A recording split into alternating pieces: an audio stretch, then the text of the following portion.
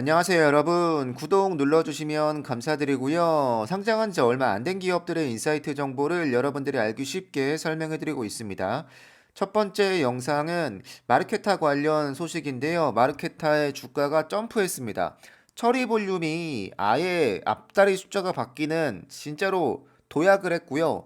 네, 한 단계 더 성장했다고 볼 수 있고, 원래 성장성에 대한 의심을 받을 수밖에 없는 구조였는데, 여러 핀테크 업체들이 성장성에 대한 증명을 못한 기업이 많았기 때문에 하락을 했는데 마르케타는 증명을 했습니다. 덕분에 주가가 크게 반등을 했고요. 실적이 나오고 나서 13달러까지 찍었는데 이게 데이로 보면 8달러를 찍고 올라온 겁니다. 그러니까 이틀 만에 변동성이 50%가 나온 겁니다. 굉장한 변동성이죠. 네. 최고가 13달러 찍었으니까 거의 이틀 만에 한 4, 50%의 변동성이 나오는 미친 변동성을 보여주고 있는 마르케타인데 실적이 나쁘지 않았기 때문에 아마 반등해 줄 거라고 보고요. 그렇게 주가가 쉽게 떨어지지 않을 거라고 생각을 합니다. 전반적으로 굉장히 좋았습니다. 일단 처리 볼륨이 그랬고 원래 CFO가 4분기 실적이 좋을 거다라고 이야기했는데 실제로도 많이 좋았습니다. 작년 대비해서 76% 성장했습니다. 매출이.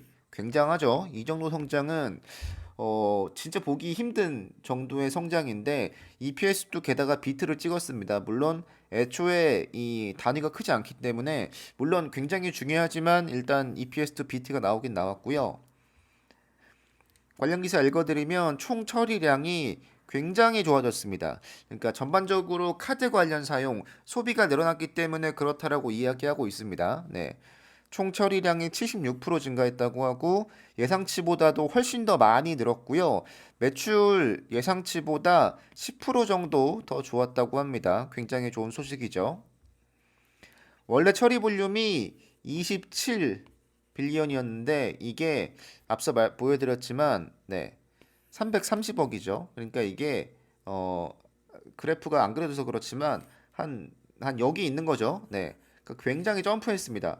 말도 안 되게 좋아진 거죠. 그러니까 원래 작년에 1분기, 2분기, 3분기가 약간 애매하게 오르긴 했지만 뭔가 그렇게 시원하게 올라주는 느낌이 아니었는데 충분히 이걸 불식시켜 줄 수 있을 만한 정도로 점프를 했다는 게 중요하고 여기에 대한 성장에 대한 언급이 좀 있는데 많이 언급되고 있는 건 BNPL입니다. BNPL이 추가된 지 얼마 되지도 않았는데 현재 마르케타의 꽤 많은 부분을 견인해주고 있는 거라고 보여지고요.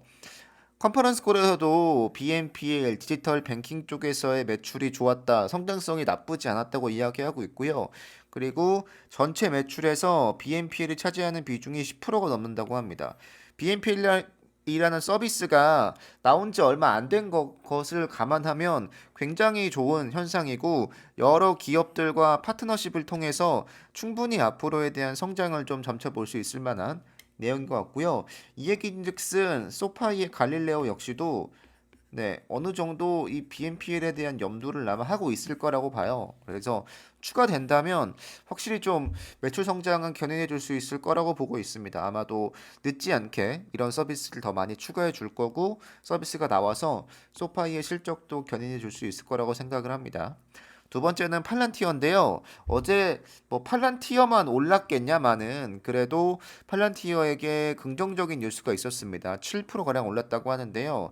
어제 팔란티어가 좀 올랐다가 약간 네, 장 후반으로 갈수록 좀 떨어지긴 했는데 5%대 오르고 마감을 했습니다. 11.65달러, 12달러 찍고 쭉 내려왔는데 관련 기사 읽어드리면 우크라이나 사태 덕분에 이 전쟁 관련 그러니까 국방 관련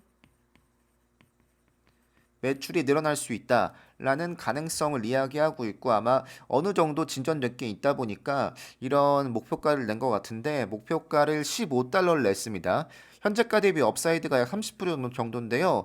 나쁘지 않은 정도죠. 최근 목표가가 굉장히 뭐 조정받는 기업들도 많고 팔란티어도 그렇게 만족스럽진 않지만 그렇게 또 낮게 나오지도 않습니다. 팔란티어는 대부분 바이 의견 나오고 있기 때문에 이런 게 나올 때마다 좀 하단이 다져지는 느낌이 분명히 있을 거고요. 우크라이나 침공 사태가 팔란티어에 대한 채택을 더 가속화할 수 있다고 했습니다. 당연하겠지만 국방 관련 사업이 굉장히 팔란티어에게 중요하다 보니까 이런 세계적인 경쟁, 군사비 경쟁 이런 것들이 팔란티어에게 분명한 이점을 가져다 줄 수 있다고 이야기하고 있고 이분이 제가 근래에 봤던 이 팀랭크 이 애널리스트 순위 중에서 가장 높은 분입니다. 네. 그만큼 조금 실력 있는 분이라는 거겠죠. 네. 37등 하고 있는 굉장히 믿음이 가는 분인데 팔란티어에 대한 목표가를 15달러 업사이드 30% 정도 보고 있습니다.